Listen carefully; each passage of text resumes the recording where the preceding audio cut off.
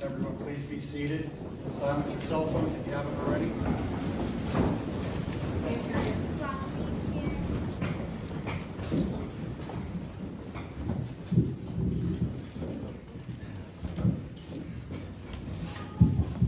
First, I'd like to begin by welcoming everyone and thanking each and every one of you for being here on this most happy of days.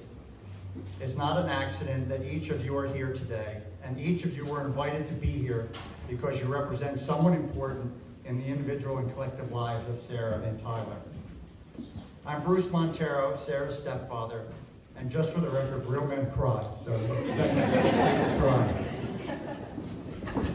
The most remarkable moment in life is when you meet the person who makes you feel complete, the person who makes the world a beautiful and magical place, the person with whom you share a bond so special that it transcends normal relationships and becomes something so pure and so wonderful that you can't imagine spending another day of your life without them. I know how deeply these two care for each other and love one another, and feel privileged to be here today among all of you as a witness of their commitment to a lifetime of love for one another. This is not the beginning of a new relationship, but an acknowledgement of the next chapter in their lives. Together, Sarah and Tyler have spent years getting to know each other, and we now bear witness to what their relationship has become. Today, they will mark their transition as a couple, not only by celebrating the love between themselves, but by also celebrating the love between all of us, including the love of their parents, siblings, extended family, and best friends. Without that love, today would be far less joyous. To say that these two were meant to be together is a huge understatement. They have been together since elementary school. In fact, they have been in the same class every year except third grade. Tyler has had his eye on Sarah for a long time. Someone recently said since kindergarten. So it was fate when he slid into her DM, and the rest is history. They officially started dating on Christmas Eve in 11th grade, and the first time that Mary and I knew Tyler was the one was just a few months later on Valentine's Day. Some of you might have heard this story, but I'm going to repeat it. They went out to celebrate, but Sarah was dropped off early, and we got very concerned that they had broken up or had a fight. Sarah assured us that everything was fine. She proceeded to tell us that they went out to eat, and after, since it had just snowed, and it was the first time Tyler was driving his Jeep in the snow, he decided to pull into a parking lot and do a few donuts. Well, they picked the wrong parking lot. It was closed, it was a park, and there happened to be a police officer close by, who saw them and pulled them over. He told Tyler, quote, "You're going to take this young lady home safely, and then get yourself home and tell your parents what happened. And I'm going to check up on you." Well, the officer beat Tyler home and almost gave Trish a heart attack when she rang the doorbell. Once he got home, he immediately had to call us, and he apologized. We told him it was fine, and I said, "Hey, I've done a lot worse." And so they wanted to finish their date, and Todd decided to drive Tyler back over to pick up Sarah to take her home to watch a movie. Well, Tyler insisted at the door to Sarah that he had to come in and personally speak to Mary and I and apologize. She assured him it wasn't necessary, but he insisted. So he came in, and we sat on the steps, and he apologized over and over again. We told him it was fine, and we all had a good laugh. And this is when Mary and I knew Tyler was a very special, well-raised, respectable young man, and perfect for our daughter. Now I'd like to invite Tyler's Aunt Beth up here to say a few words.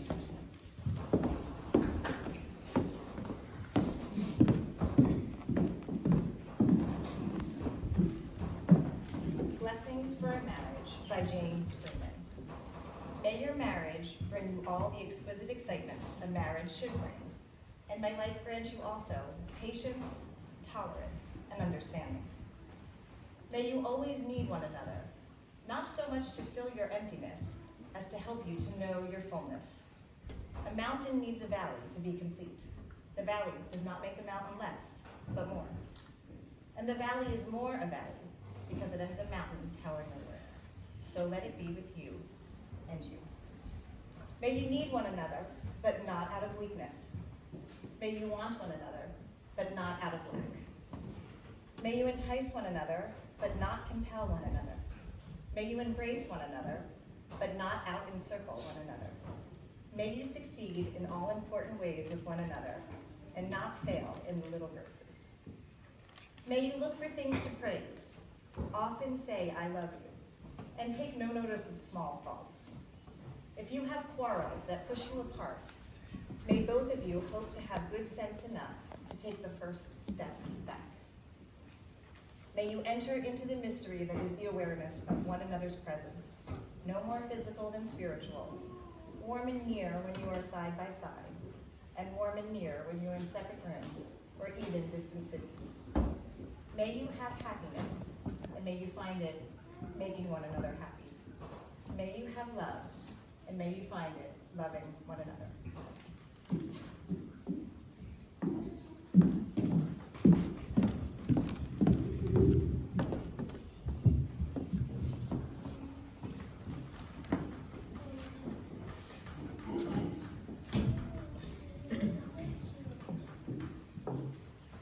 Hi everyone, I'm Tyler. Since Mrs. House's first grade class, I've always thought that you were a real cutie. I remember you telling me about a stone rooster that you saw at Molly Hines' house, and that was the very same one that I had growing up in our kitchen. And suddenly, it always reminded me of you, even when I was home. My dreams finally came true in 4th grade when we dated. But were then crushed by Hallie Keel on the bus in 5th grade when she told me you just couldn't do the long distance.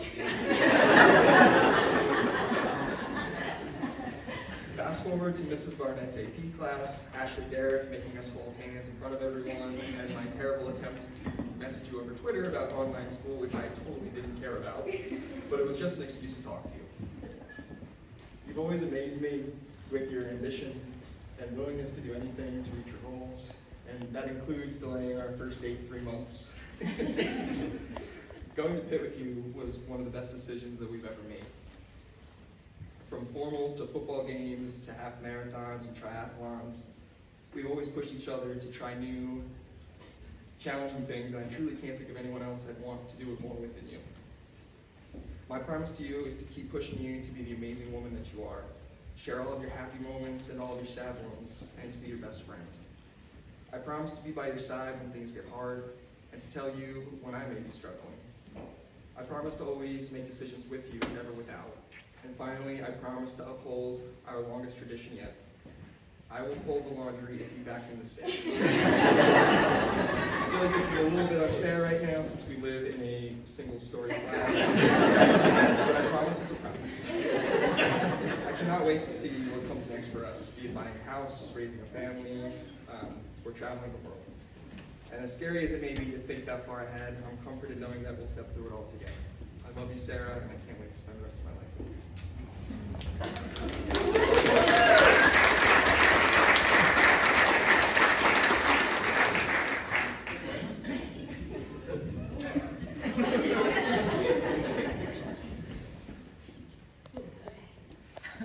Wow, I can't believe this day is finally here. I want to start by thanking you for being persistent all those years ago.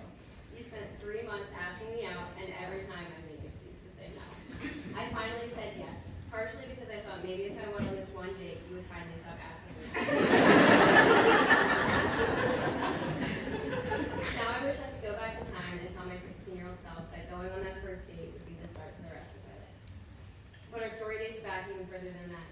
We were in many of the same classes growing up, first, second, and my favorite, 4th grade. As you said, we were the 4th grade class couple. I'm sorry that I dumped you in 5th grade. I love that we can reminisce on childhood memories together, like Oates elementary field days, how we were taught how many cups are in a gallon, and that time I ripped my pants in school and no one told me. Flash forward to high school when we were actually falling in love with each other for the first time.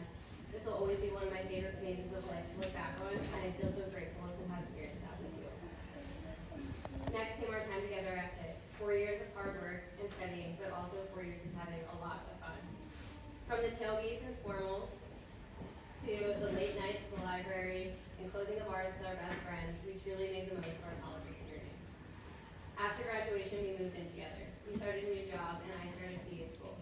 Between the challenges of 2020 and a grueling grad school program, we've always found a way to bring light to our days. Thank you for cooking me dinner literally every night, being a shoulder to cry on, and spontaneous trips to the lake. You were my biggest support through it all. Now here we are, living together and traveling the world and about to say I do. We have definitely come a long way since that first date. Tyler, you are the most incredible person I've ever met, and I'm so proud of you. You radiate happiness and positivity to everyone around you in a way that is truly inspirational. You are accomplished, supportive, honest, sincere, and affectionate. You are my favorite person and the love of my life.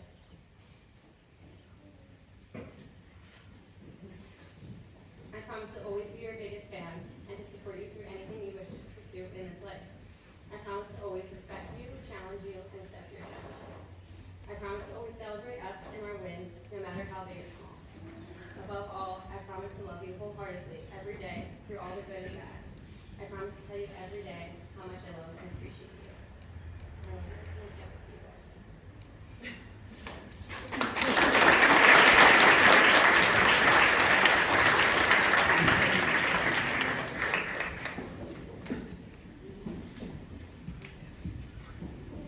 So that was a little surprise for some people that weren't expecting that. Now let's get to it.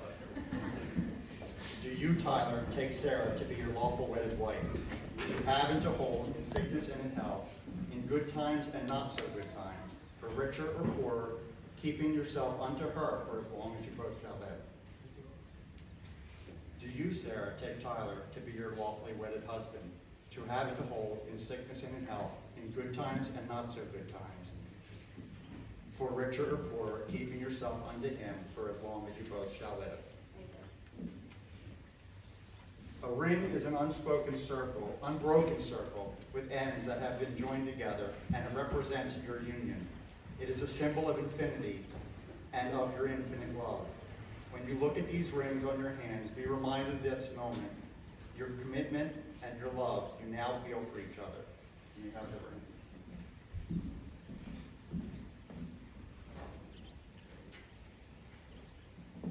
Tyler, place the ring on Sarah's finger and repeat after me.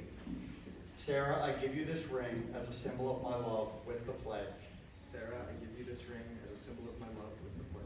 To love you today, tomorrow, always, and forever. To love you today, tomorrow, always, and forever. And now, Sarah, place the ring on Tyler's finger and repeat after me. Tyler, I give you this ring as a symbol of my love with the pledge. Tyler, I give you this ring as a symbol of my love with the pledge. To love you today, tomorrow, always, and forever. To love you today, tomorrow, always, and forever. By the power vested in me by the great state of Pennsylvania, I now pronounce you husband and wife. Tyler, if and only if it's on the spreadsheet.